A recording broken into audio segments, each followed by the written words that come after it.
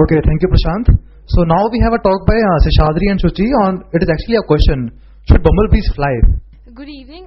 Today we're going to give a seminar called Should Bumblebees Fly? In this we'll basically explore the flight mechanisms of the bumblebee. Now, according to myth, the bumblebee was found to be aerodynamically unstable. That is, according to classical aerodynamics, the bumblebee could not fly. Now, this myth originated apparently because a Swiss aerodynamist having dinner with a biologist made some rough calculations and claimed in jest that the bumblebee cannot fly. Now, some other origins include Prandtl of Prandtl number fame, who also made similar remarks. Now, let us look at how objects fly. Okay, so most of you would be familiar with the Bernoulli's principle, which is given by that equation.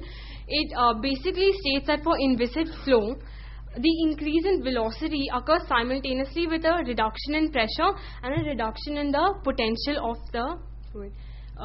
So basically, for an airfoil in a fluid, due to its shape, the velocity above the airfoil will be higher than the velocity below the airfoil. Thus, the pressure below will be higher. This pressure difference is what generates a lift of the object. Let us look at what angle of attack is and how it relates to the lift of a body. The angle of attack is basically the angle between the airfoil and the direction of the velocity. So, as you can see on the graph on the right hand side, the blue line represents the lift coefficient versus the angle of attack. It is a very unique relationship because it increases at first up to a critical angle and then reduces. Now, according to steady state aerodynamics, when a stream separates around an airfoil, it rejoins at the trailing end. Now, for this to happen, as you increase the angle of attack of the airfoil, the velocity above the airfoil has to go faster than below. So the pressure difference basically between that increases, and hence it generates a greater lift. But I think you can intuitively see that this can only happen up to a critical angle. For instance, if you have an object which is at a very high angle, you know that no matter what you do, it won't lift because of a very high angle, supposing a nearly vertical wall. So therefore, it only increases up to a certain point, after which it decreases.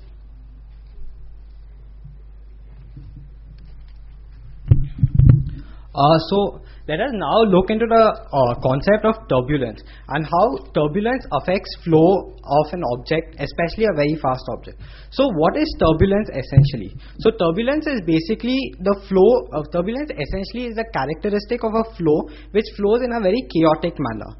And aerodynamists around the world, like for a very long time, especially for high speed objects like in Formula 1 or the Boeing 777 for example, they've always tried to reduce the drag on any object, and this has been the entire fundamental principle by which aerodynamists have tried to work on.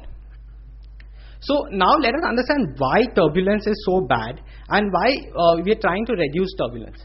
So essentially what we see is a finite dimensional wing. So in a finite dimensional wing, we see that there is a pressure difference between the upper and lower surfaces, which is essentially the reason why the wing would in the first place have a lift.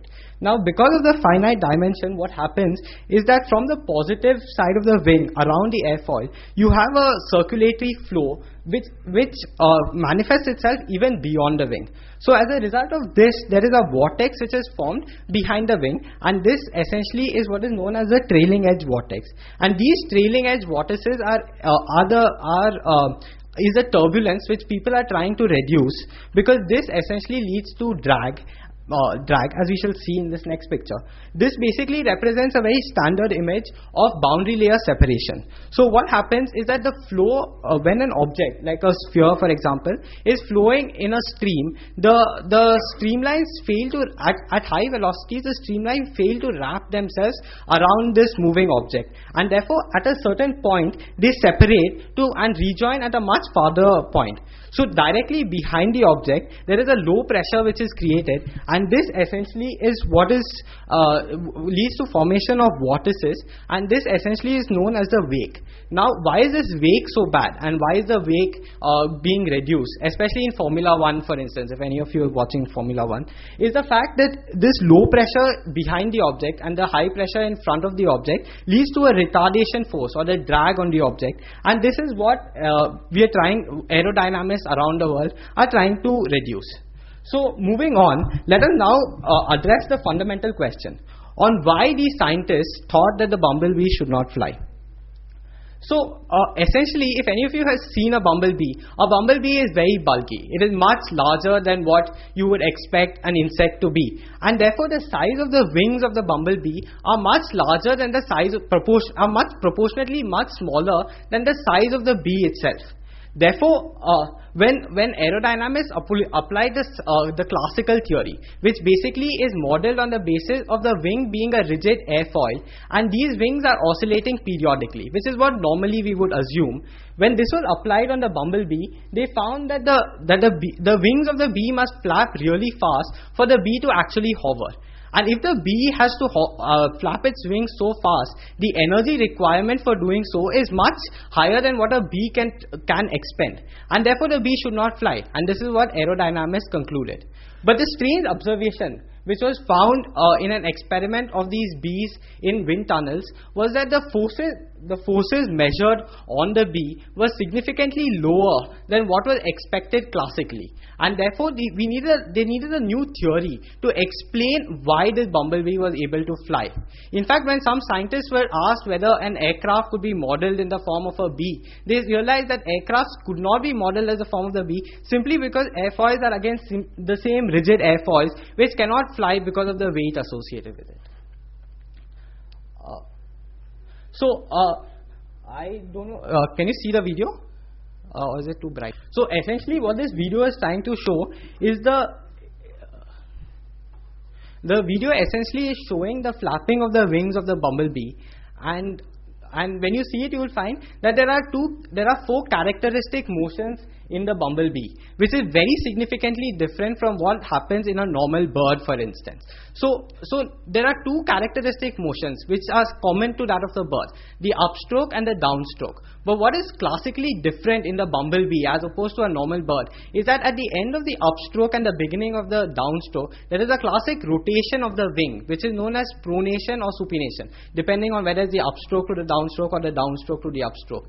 And this essentially happens because you need to have a high angle of attack for the wing, as we shall see in the next few slides on why this happens. And this is essentially why essentially explains how the wing motion of the bumblebee is very different from that of a normal bird. And this is true for most insects. In fact, all insects. Yeah. So let us look into the mechanisms which actually make the flight of the bumblebee possible. Now, when a sharp airfoil is going through a fluid at a high angle of attack, then basically, according to the steady state principles, we have to ensure that the streamline is reattached before the trailing edge. Now, because it's a sharp airfoil going at high angles of attack, the flow curves around the leading edge. The leading edge is on the left where the wind comes in.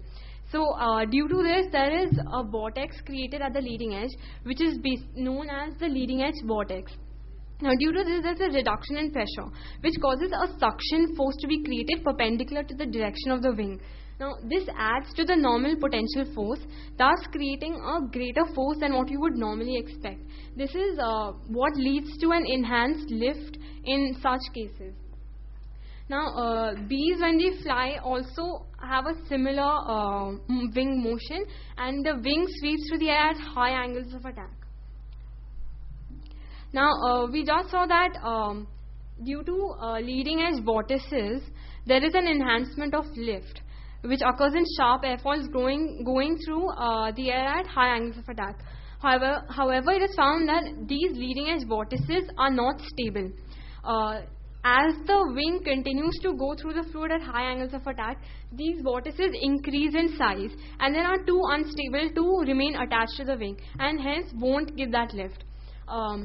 Also, as we saw earlier, there are trailing edge vortices formed in objects. Now, the leading edge vortex increases in size and sheds itself into the wake that is behind the object. Similarly, the trailing edge vortex also increases in size and goes into the wake region. Now, this basically is what we call the formation of the von Karman street. Once this has happened, a new leading edge vortex can be formed. So, and this process repeats itself regularly. The von Karman street region basically consists of regularly spaced counter-rotating vortexes. However, this due to the lack of stability of the leading edge vortex, the lift which was initially produced cannot be sustained, and thereby there is a drop in lift which we call stall. So that is why we cannot explain feasible flight on the basis of high angle attack throughout, because eventually there will be stall. Now the thing to note is, initially there was an enhanced lift, and that is why this process is known as delayed stall. But when bees were observed, it was seen that these leading edge vortices are actually stable. Now, how does one account for this? Basically, in a bee, what happens due to the flapping motion of the wings, in addition to these vortices, there is also an axial force which goes along the span of the wing, which basically means from the wing origin, where the wing originates, to the wing tip. Now, this axial force interacts with the vortices which are formed and takes away momentum from them. So it stabilizes, in effect, the leading edge vortices by taking momentum and itself spiraling towards the tip, as you can see in the figure. So it was found that this is basically what stabilizes the leading edge vortices and makes it of a constant size, which actually enables aerodynamic forces to remain stabilized with time, which provides the constant lift that we see in the case of bees.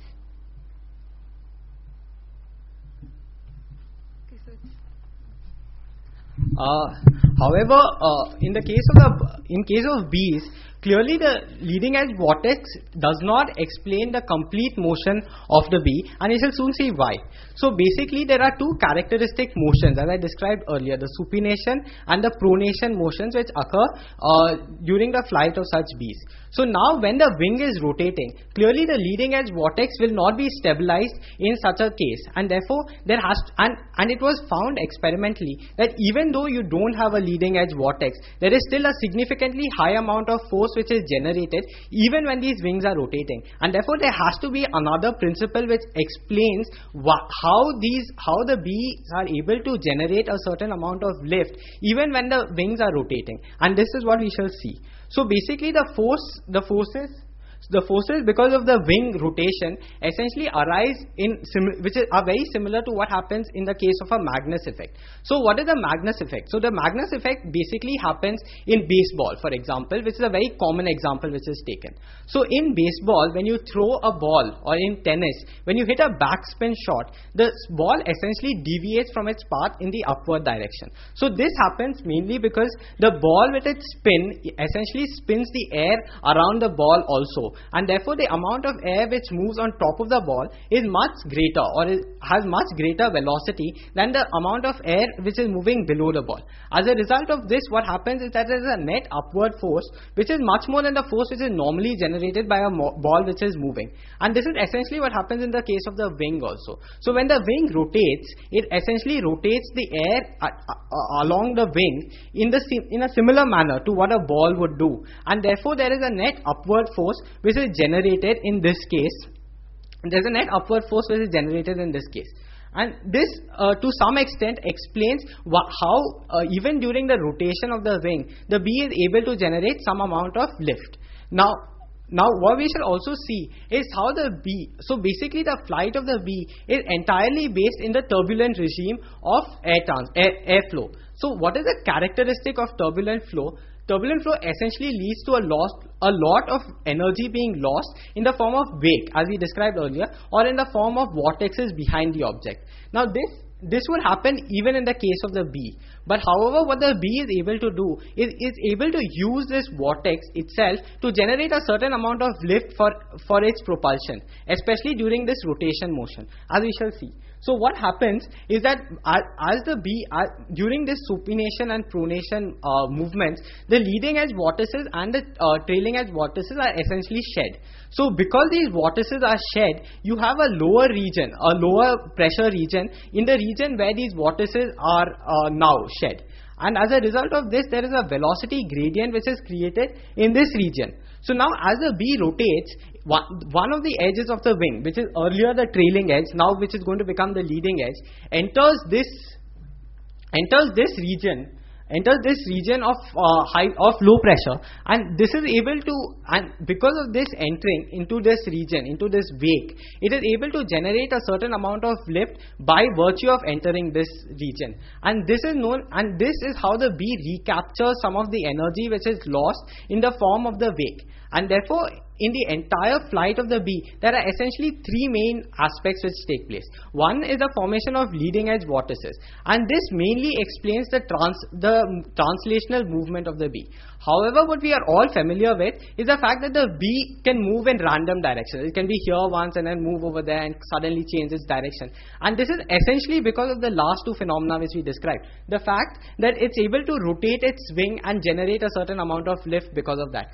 So now if the bee delays the amount of the phase of rotation of the wing, it is able to significantly alter the amount of force it generates and the direction of forces it generates in. Similarly, by delaying the phase of rotation, it is able to enter the wake capture at different points, and this in essence is what gives the random behavior of the bee, its ability to maneuver itself very flexibly. And this is the entire theory on how the bee is able to fly.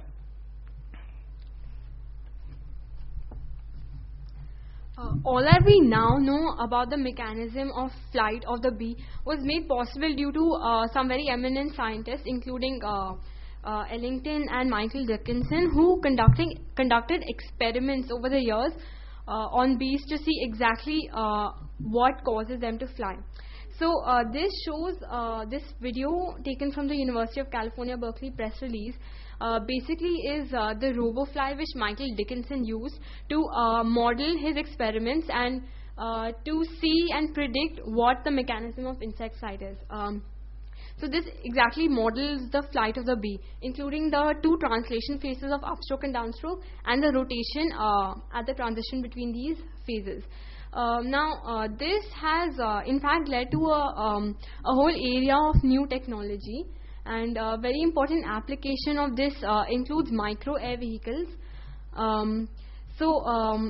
As is written here, the US Armed Forces has spent $2.5 million already for research.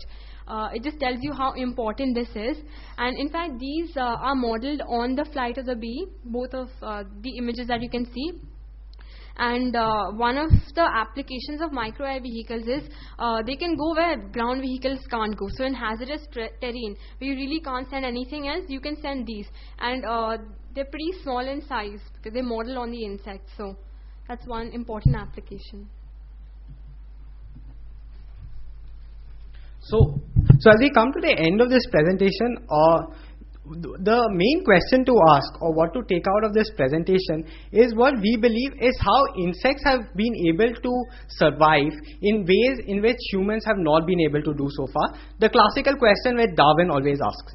So classically, when humans have designed aerodynamic vehicles, when humans have designed aeroplanes, when humans have designed fast cars, we have always tried to minimize drag. We have tried to ensure that the flow wraps itself around the object so that there is no wake creation, so that there is no retarding force, so that the object can propel itself much faster. This is what we've traditionally always been trying to do in all our experiments, in all our designs, in all our vehicles. However, what the insect has done is something totally different. The insect has realized that we can't actually survive in laminar flow, and therefore it has it has been able to create a lift even when the flows are turbulent, and it has been able to not lose as much energy, and in fact even use this energy for its own propulsion. And this,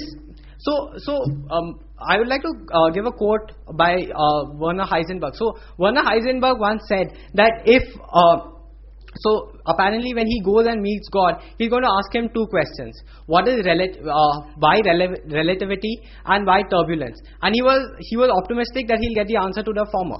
So now what we tell you is that maybe bees give you the answer to the latter, because bees are able to use this turbulence for their own advantage. They're able to use turbulence for flight, and maybe this is the new the way flight is going to progress in the future, where we actually don't restrict ourselves to designing vehicles so that the streamlines are maintained, but in fact use some of the micro air vehicles type of behavior to exploit the turbulent regime. And in the end of this presentation, we think that nature offers far more to science than what is imaginable, and probably the greatest advances in science are made by observations from nature. And with that, thanks a lot.